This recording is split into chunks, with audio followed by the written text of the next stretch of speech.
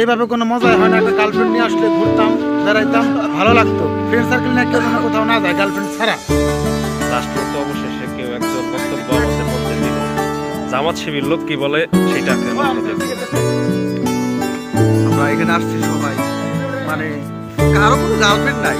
একটা টেনশন, বউ সারাদিন ঘুম পারে নাই, নিজেও ঘুম পারি নাই। বাপ রে বাপ, তার বউ নাই, তার হয়ে গেছে। হ্যাঁ, অবস্থা খুব খারাপ সবার। সবার জন্য একটা করে গার্লফ্রেন্ড। ওইটার আর কি বলবো, ওইটার জন্য তো আমরা বেরোতে পারছি না।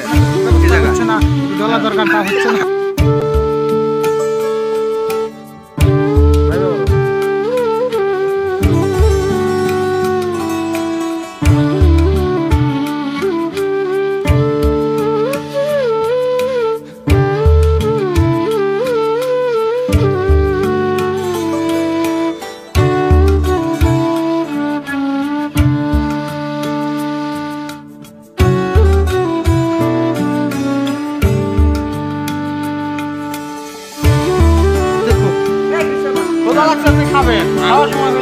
তারপরে মনে করো যে একটা তোমার বাড়ি এই মুহূর্তে মেজাজ ভালো করে বুঝতে পারো।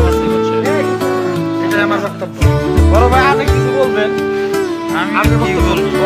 আপনি দুঃখজনক কিছু কথা বলবেন, সুখজনক কিছু কথা বলবেন। হ্যাঁ, আমাদের মাঝে কিছু শীতের বেশি কষ্ট লাগতেছে শীতের জন্য, এই আর কি। আপনি তো 4টা পড়ছেন অলরেডি, তারপরে শীত করতেছে।